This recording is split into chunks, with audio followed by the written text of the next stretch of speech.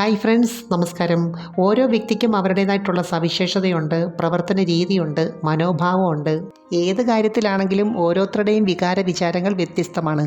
ഓരോരുത്തരുടെയും സാഹചര്യം അനുസരിച്ച് അവരാഗ്രഹിക്കുന്ന കാര്യങ്ങൾക്കും വ്യത്യാസമുണ്ട്.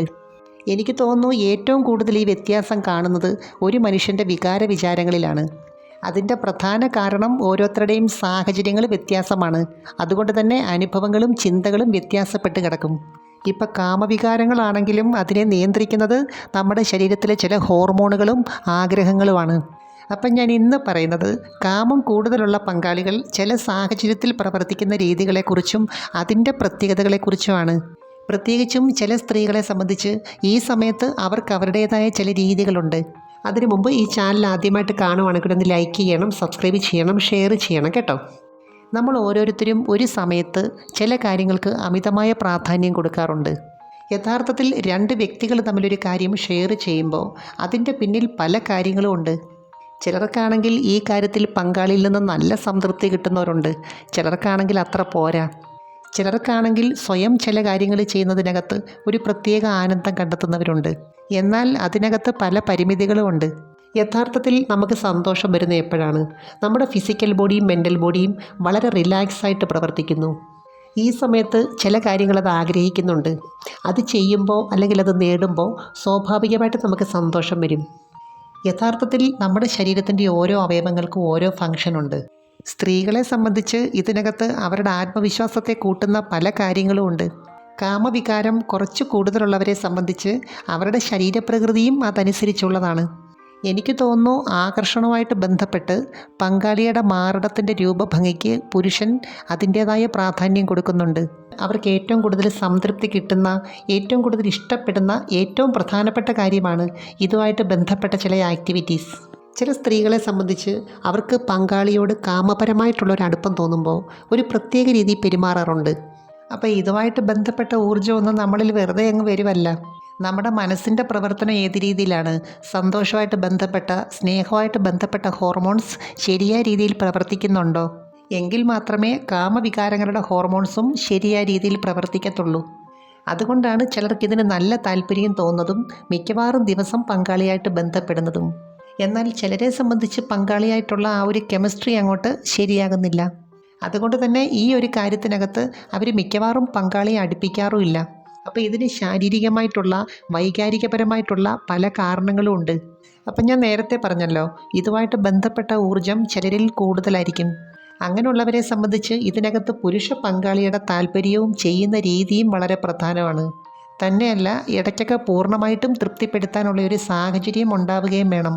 ചില പുരുഷന്മാരെ സംബന്ധിച്ച് ഈ ഫോർപ്ലേ ഒക്കെ കുറേ സമയമെടുത്ത് ചെയ്യാനുള്ളൊരു ക്ഷമ കാണിക്കാറുണ്ട്. എന്നാൽ പലർക്കും ഇതിനകത്തൊരു അലസതയും മടിയും ഉണ്ട്. പല പ്രാവശ്യം ഇങ്ങനെ സംതൃപ്തി കിട്ടാതെ ബന്ധപ്പെടുമ്പോൾ സ്ത്രീകളെ സംബന്ധിച്ച് ഇതിനകത്ത് നെഗറ്റീവായിട്ടുള്ള ഒരു ആറ്റിറ്റ്യൂഡ് ഉണ്ടായി വരും. പിന്നെ അവരുമായിട്ട് ചെയ്യാൻ മനസ്സുകൊണ്ട് ഇഷ്ടപ്പെടത്തില്ല. ശരിക്കും പറഞ്ഞാൽ നമുക്കൊരു കാര്യം വീണ്ടും ചെയ്യണമെന്ന് തോന്നുന്നത് എപ്പോഴാണ്? അതിനകത്ത് രസകരമായ കാര്യങ്ങൾ നമ്മുടെ ബ്രെയിനിൽ റെക്കോർഡ് ചെയ്യുമ്പോഴാണ്. പിന്നെ സ്ത്രീകളുടെ ഇതിനകത്തുള്ളൊരു പ്രത്യേകത എന്താണെന്ന് വെച്ചാൽ അവർക്ക് നല്ല താല്പര്യത്തോടു കൂടി ഇഷ്ടപ്പെട്ട് ഒരാളുമായിട്ട് ബന്ധപ്പെടാൻ പറ്റും. ഇനി വലിയ ഇഷ്ടമൊന്നും ഇല്ലെങ്കിലും ഒരാളുമായിട്ട് ബന്ധപ്പെടാൻ പറ്റും. ഇതിനകത്ത് അവരുടെ മനസ്സിൻ്റെ പ്രവർത്തനം വളരെയേറെ പ്രധാനമാണ്. അവരെ സംബന്ധിച്ച് മനസ്സുകൊണ്ട് ഇഷ്ടപ്പെട്ട ഒരാൾ ഇനി എത്ര അകന്നിരുന്നാലും അവരോട് സംസാരിച്ച് കഴിയുമ്പോൾ ഒരു പ്രത്യേക സംതൃപ്തി തോന്നാറുണ്ട്. സ്ത്രീകളുടെ മനസ്സിൽ ഇതുമായിട്ട് ബന്ധപ്പെട്ട ഒരു മെക്കാനിസം പ്രവർത്തിക്കുന്നുണ്ട്. എന്നുവെച്ചാൽ ഇവിടെ രതിമൂർച്ചയിലേക്ക് വരുന്ന അനുഭവം ഏത് രീതിയിലാണ്? യഥാർത്ഥത്തിൽ ഏകദേശം 10,000-ഓളം സെൻസിറ്റീവായിട്ടുള്ള നെർവ് എൻഡിങ്സ് ക്ലിറ്റോറിസ് കേന്ദ്രീകരിച്ച് പ്രവർത്തിക്കുന്നുണ്ട്.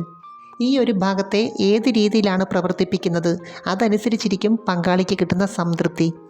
എന്നാൽ ഇതിലേക്ക് ഏത് രീതിയിൽ എത്തുന്നു എന്നുള്ളത് വളരെ പ്രധാനമാണ്. അതുപോലെ കാമം കൂടുതലുള്ള സ്ത്രീകളെ സംബന്ധിച്ച് സ്വയം ചെയ്യുമ്പോൾ ഇഷ്ടപ്പെട്ട സാഹചര്യം ക്രിയേറ്റ് ചെയ്യാറുണ്ട്.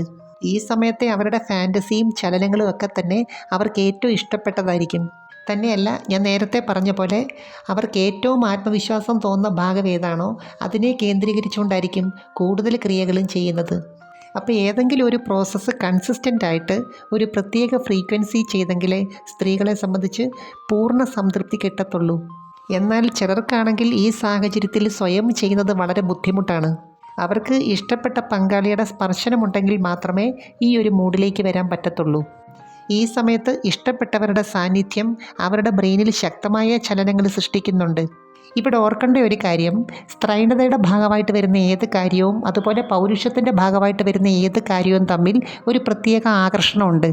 ചിലർക്കാണെങ്കിൽ അവസാനം വന്നിട്ട് ഒരു പ്രത്യേക രീതിയിൽ ചെയ്തെങ്കിലേ പൂർണ്ണ സംതൃപ്തി കിട്ടത്തുള്ളൂ. എന്നുവെച്ചാൽ ഒരേ സമയത്ത് രണ്ട് ഭാഗത്ത് സ്ട്രോക്ക് കിട്ടണം. ഇങ്ങനെ വേണമെന്നുണ്ടെങ്കിൽ ചെയ്യുന്ന മെത്തേഡും അതനുസരിച്ചുള്ളതായിരിക്കണം. സത്യം പറഞ്ഞാൽ ഓരോ ആക്ഷനിലും ഓരോ റെസ്പോൺസ് ഉണ്ട്. അപ്പോൾ ഏതൊക്കെ ഭാഗമാണെന്നുള്ളത് ഈ റെസ്പോൺസിൽ കൂടി നമുക്ക് മനസ്സിലാക്കാൻ പറ്റും.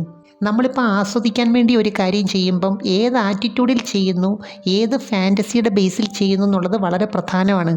യഥാർത്ഥത്തിൽ ഈ കാമമെന്ന് പറയുന്നത് നമ്മുടെ ശരീരത്തിൻ്റെ മാത്രമുള്ള ഒരു ആവശ്യമല്ല, മനസ്സിൻ്റെയും കൂടാണ്. ചില സമയത്ത് ഈസ്ട്രജൻ്റെ കൂടെ ടെസ്റ്റോസ്റ്ററോണും കൂടുതലായിട്ട് പ്രവർത്തിക്കും. ശരിക്കും പറഞ്ഞാൽ ഈ സമയത്ത് വല്ലാത്തൊരു വീർപ്പുമുട്ടലാണ്.